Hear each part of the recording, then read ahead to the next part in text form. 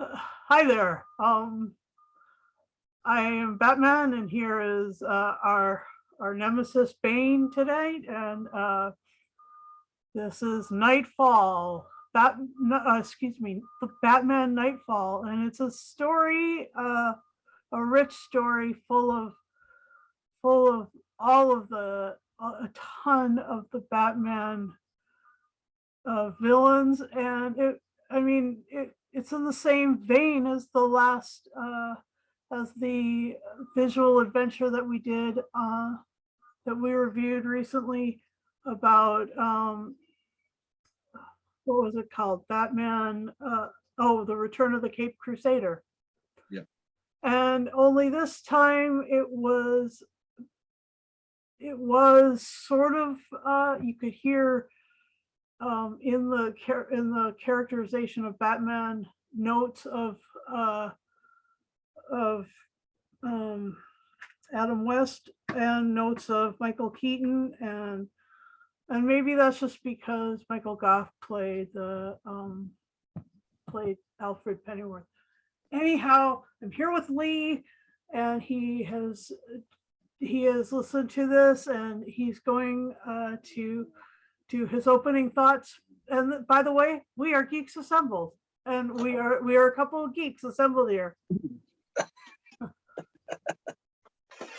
So, Batman Knightfalls, the audio drama from 1994. Yeah. Again, like we did the Spider-Man audio drama.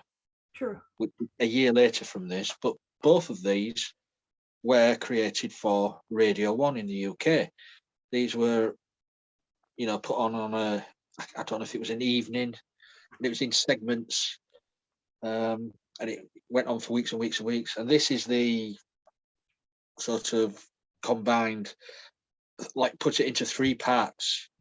Yeah. This story, nearly 3 hours, just short of 3 hours long, I would say it is. What? Sorry, excuse me. And they say it's an adaptation of the comic storyline of.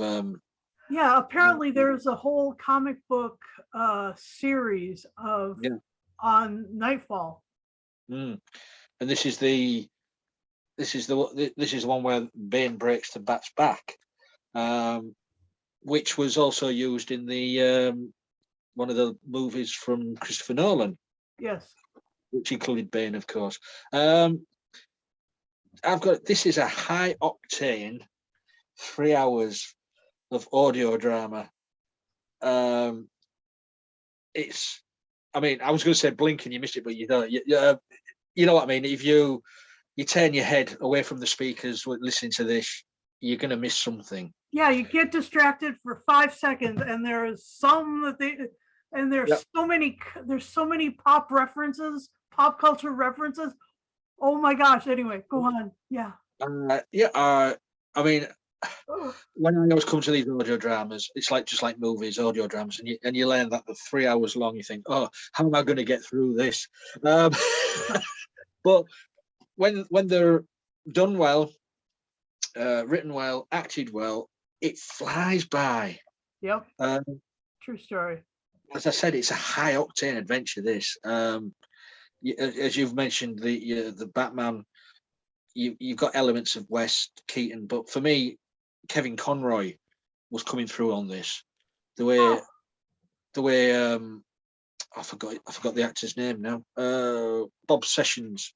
Yeah. Was playing Batman. He was sort of doing a Conroy-esque sort of gravelly voice. And as you say, Michael Goth.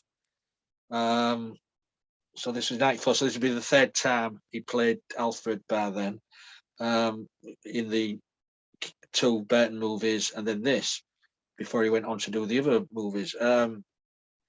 So having Michael Goff in this as Alfred still, it does. Yeah, it sort of puts the image of that type of movie. Yeah, exactly. So it was so easy to get the imagery from knowing that Alfred was there, Michael Goff was in it. You think, right, I'm going down the Burton route here. Yeah, right. Yeah. It was just brilliant, and it's all the cameos of all these villains.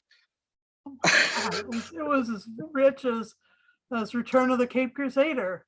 Yeah. I think only missing Catwoman. Catwoman and Penguin, because Penguin wasn't in it either. Oh, Penguin, yeah, it's quite right. Quite right too.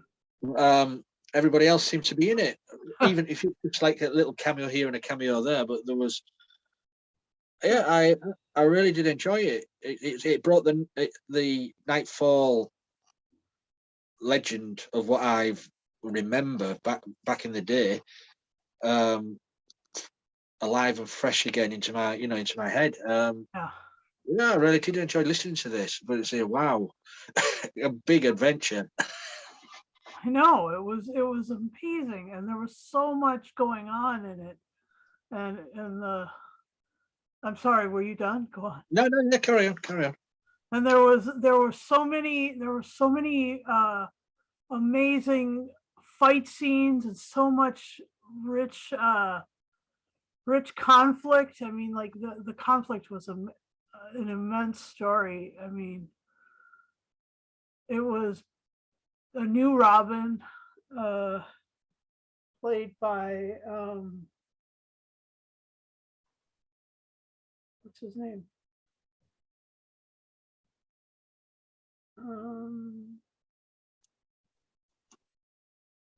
Daniel Marinker, and it and the name of the Robin was Tim Drake. Tim Drake, yeah. And they brought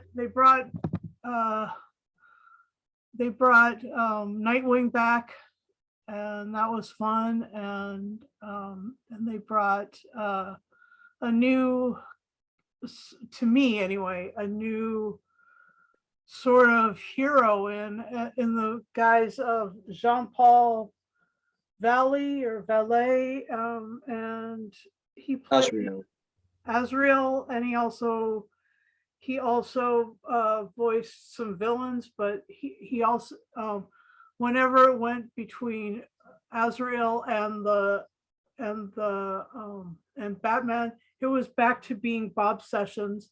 He played all the Batmans, and there was two of them with but Nightwing was played by let me see, James Good.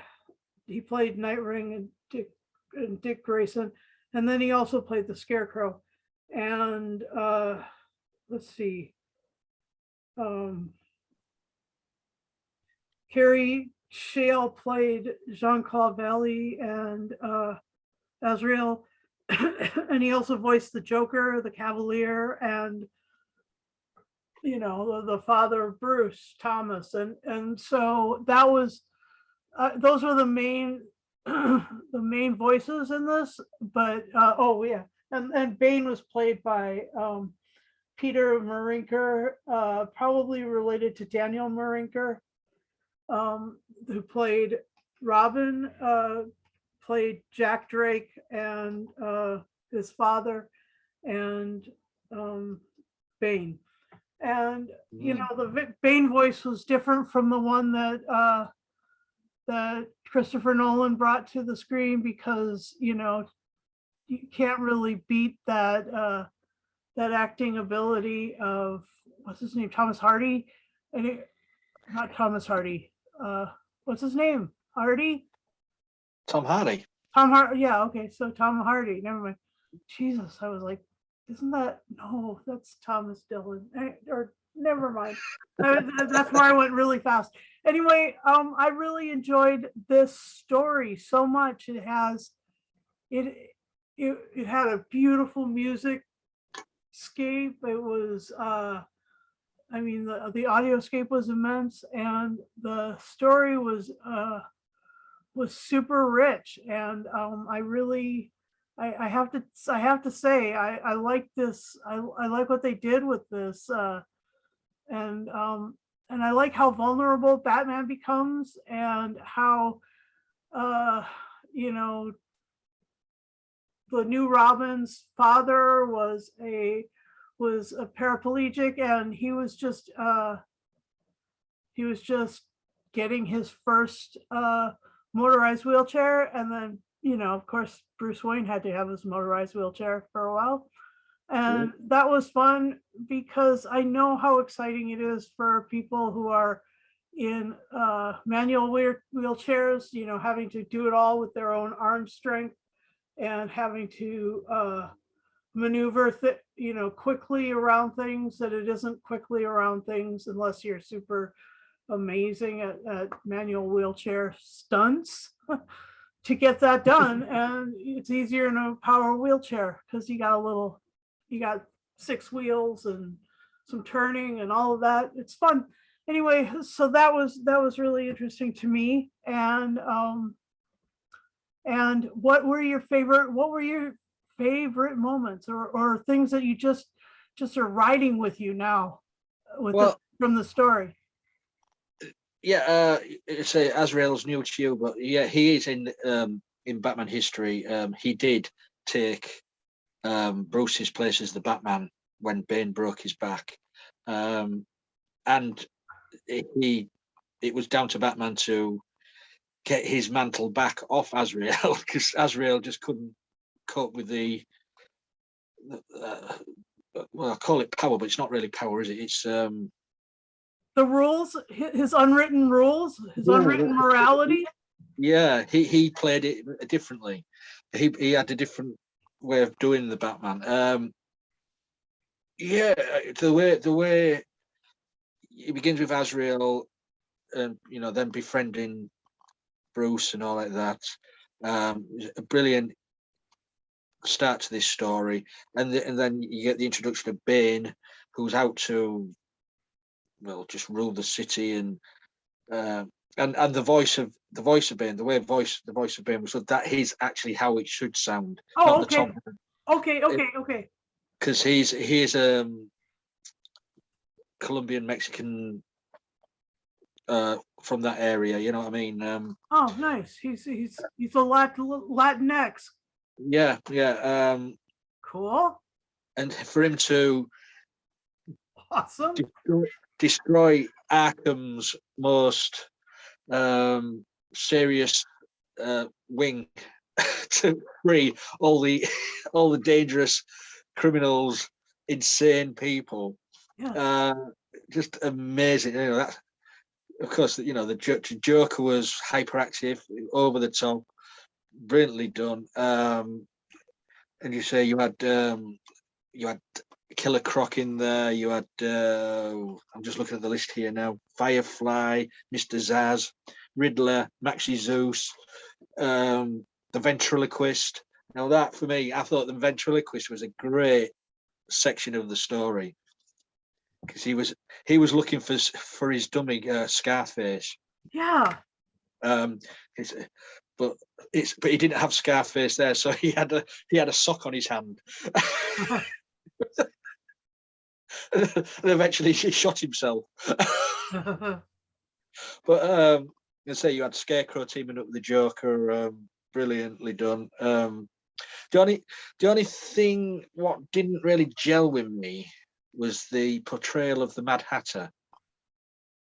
Okay. Because the Mad Hatter for me is not, because it came across on this as being a gangster type, and Jervis Tetch is not a gangster type. He's a scientist. He's about mind control, and the portrayal of the Mad Hatter in this, the way the voice was done, came across as a gangster, and he's not. All right. So the voice didn't suit the character of the Mad Hatter. That's me only little niggle, to be fair. And as you've said, the soundscape's amazing. And it goes from Gotham to England in the UK. Well, of course, because it's BBC One. As you do. And they had to meet up with Benedict Asp. Yep. So it wasn't just set in Gotham. Got a question. Benedict Asp, was he was he MI5 or MI6 or what the heck was he? Who knows? Good question. Okay, Uh, all right. and also, you get the portrayal of Commissioner Gordon's of Commissioner Gordon, and also you get the portrayal of his underlings, Bullock and what's her name? I'm trying to find her name now. Montoya. Oh yeah, I mean, I always remember Harvey Bullock from the animated series being quite big, well built, sort of fat, and the voice just brought that image back. So yeah. yeah, I really did enjoy this. Great action, great story. But as I say, if you get distracted, as you said, you could lose track so easily. You could, but So quick. it's a. I mean, it's so dense it'll catch you back up eventually. Some of the stuff they end up talking about later, but it's like it takes a while to get there because I too was distracted at a moment and had to come back and then so I ended up rewinding it and going back over it a couple of times because I'd get distracted and then but the reality of this was that it was formed in a way to bring all these characters in and give them each something really amazing to do. I did like the teaming up of the Riddler with Cavalier and Firefly, and the Joker and Scarecrow, and the Ventriloquist and Killer Croc, and I liked and I loved the pop culture references.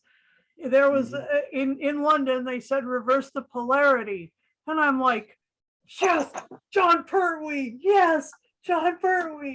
And then you get back to New York, and the minute you get back into like you hear the sound of an airport, they had an airplane reference. The white zone is only for loading and unloading, and then they kind of faded off, but you could still hear that argument going on as Bruce Wayne just back from Europe getting his back all screwed back together and his little spinal column restored so that he has feeling everywhere. That was amazing. That was good science. That was really good science. I like that science. I saw that science with my kid brother because he broke his back ski racing, and they put him together, and his spinal column they did something in the surgery to reconnect, and he worked with his neurologist for years, and so that he's back ski racing, or not racing, he's running racing, and he's doing snowboarding and skiing. He's just amazing. Anyway, so I like that. I love what they did with that, and I love how they brought those because my brother was super athletic, and because Bruce Wayne was super athletic. They took his gym, the weight room that was next to his bedroom, and turned that into a therapy session, a therapy place with all the best equipment in the whole wide world. This is one lucky kid, or lucky guy, he's got it all because he's got all that money, and that yeah. So and then when I freaked out when Dick Grayson showed up with Nightwing. I was like, yes, all right, this is fun. And then there was the Princess Bride reference. I can't it was just you killed my father, prepare to die. I think it was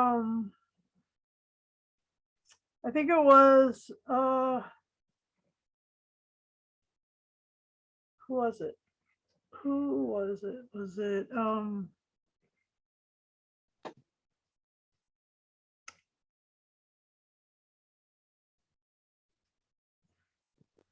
maybe it was Azrael, who was saying that.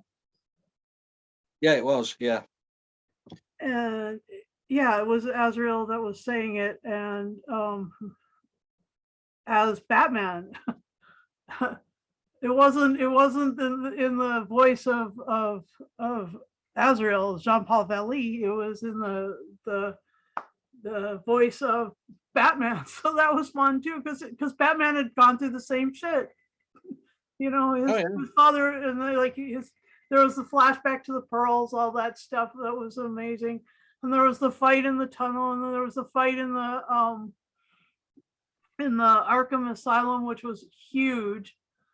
That was really cool. And then there was the fear gas that the Joker who had the fear gas?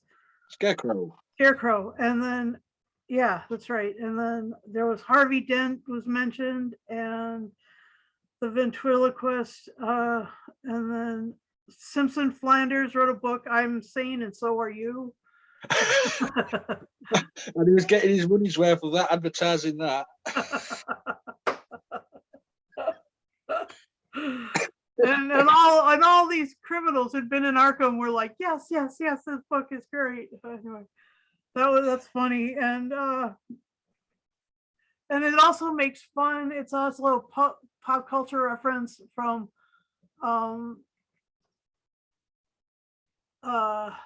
maybe a joke or something from the 70s.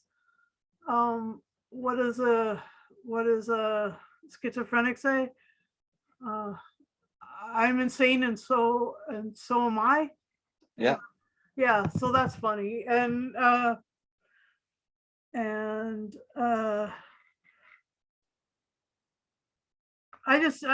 when Bane broke through Batman, you could hear the bones crunch, and when he broke Batman, Uh-huh.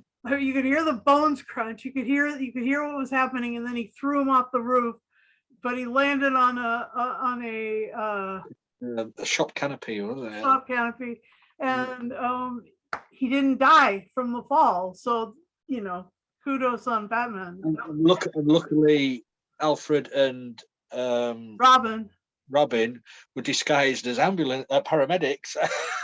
I know, that was so great. But they had the right ideas and everything.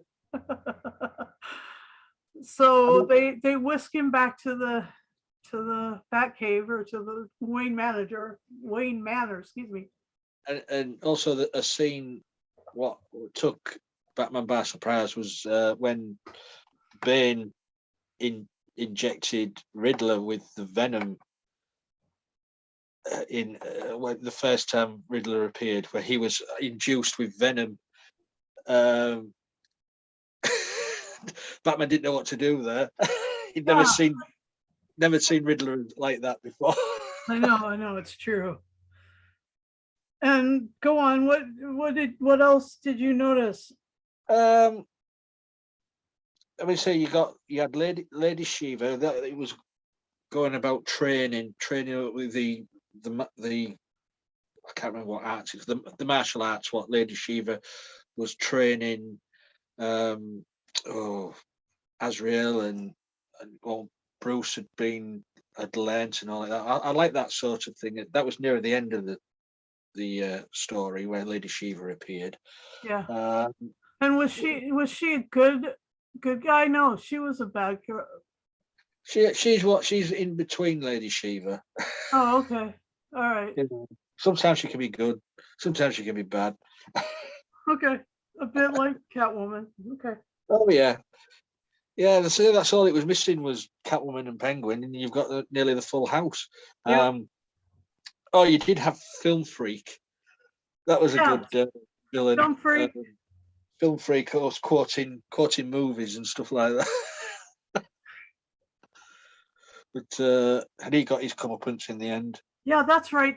That's where a lot of the outside of the sound effects, that's where a lot of the pop culture references were coming from. Of course, was from Film Freak. Yeah. And also the set two between Killer Croc and Bane, because Killer Croc's a strong character as well. He's ginormous. For Bane to break both his arms. Yep. Well, it just shows you how strong Bane can be. I know. It's like Killer Croc is so tough that he ends up in the Suicide Squad. Yeah. And that's just amazing. Like how, yeah, you're right. Yeah, but all in all, a damn good audio adaptation of a classic, legendary comic book story. Yeah. Opinion. So let me give some more shout outs for actors. William Roberts played Commissioner James Gordon. Yeah. Amygdala Carlton, Leha Tough Tony, and Lorelei King played Renee Montoya, Leslie Thompson, Lady Shiva, Young Bruce, Martha Wayne, and Sarah Essen. And Eric Myers plays Harvey Bullock, Colonel Vega, Batcave Computer, Joe Chill, Bird, Jeremiah Arkham, and Firefly and Nomos. And Michael Roberts played the ventriloquist film freak, Simon Flanders, Benedict Asp, and the Hood. And which was named after a legendary English hero. the Hood was? Yes, as Bruce said. Nice. You're named after a folklore hero who used to steal from the rich and give to the poor. Oh no, that could be good. Yeah, that's right. And Albie Peterson as Chandra Kingsolving, and James Good, of course, as Dick Grayson. But he also played the Scarecrow. Stuart Milligan as the Riddler, Maxie Zeus, and Chris Emmett as the Mad Hatter, and Vincent Marzello as Armand Kroll. Armand Kroll is mayor of Gotham, and Abattoir and Mr. Zaz. Mr. Zaz. Zaz. Okay. Yes. Anyway, so that's the rest of the cast list, and let's see more from my notes quickly.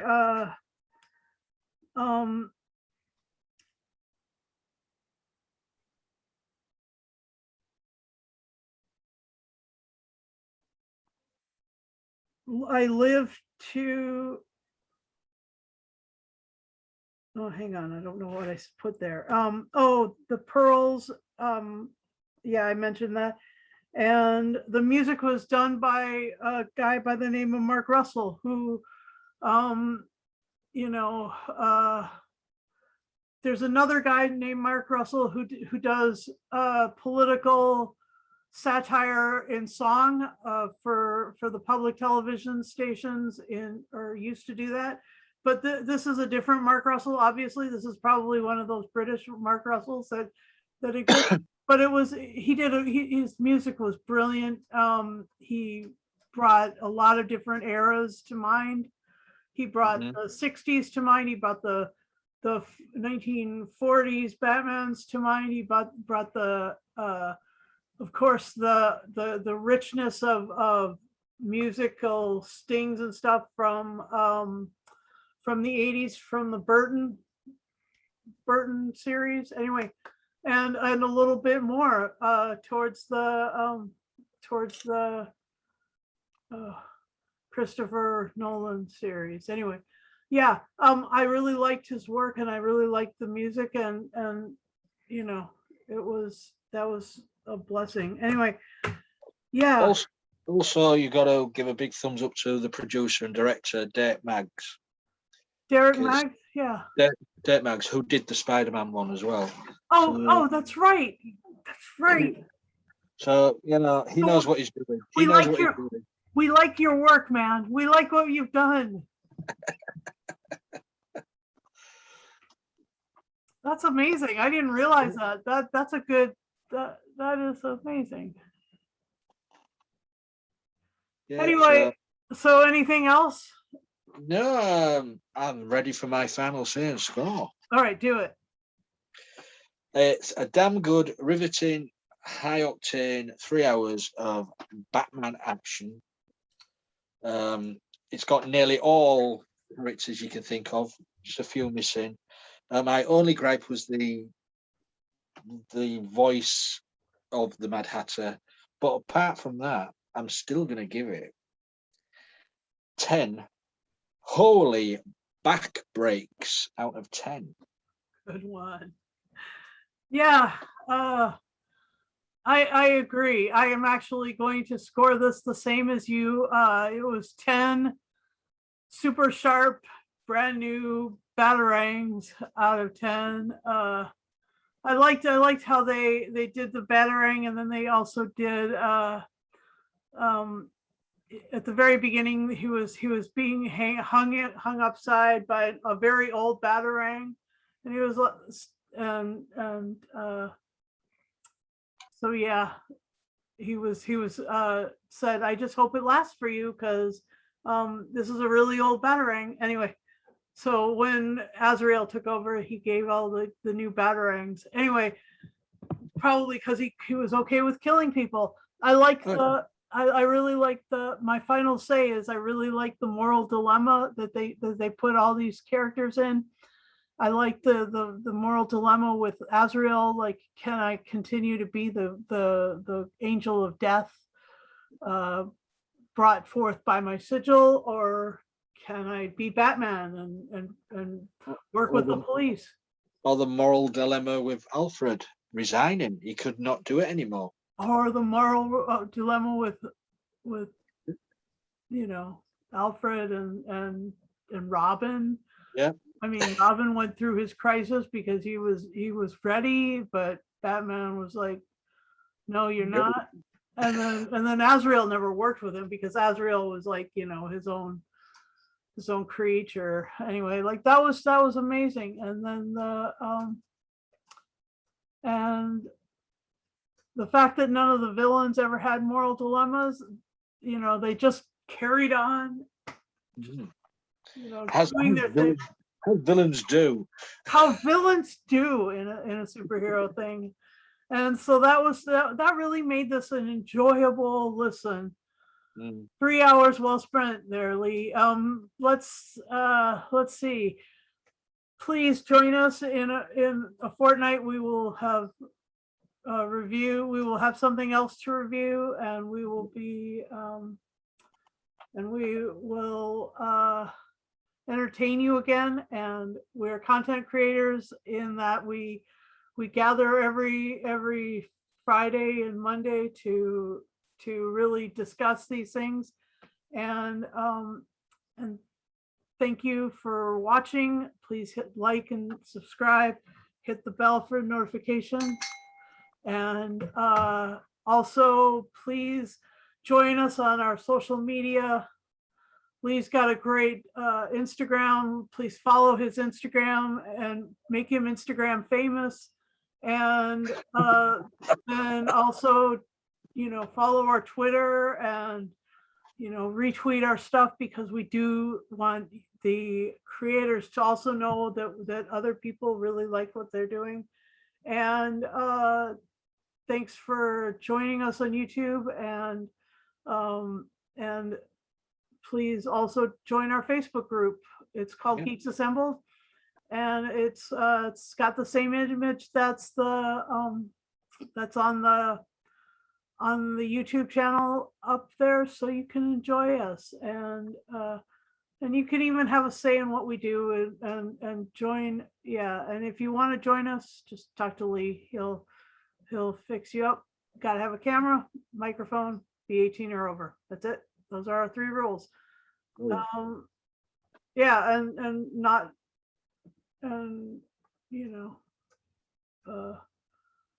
not be boring, because we are not boring people. and we don't anyway, so that's the important thing, is that we're never boring. As Pet Shop Boys say, we were never being boring. Anyway, thanks for watching, and yeah, bye.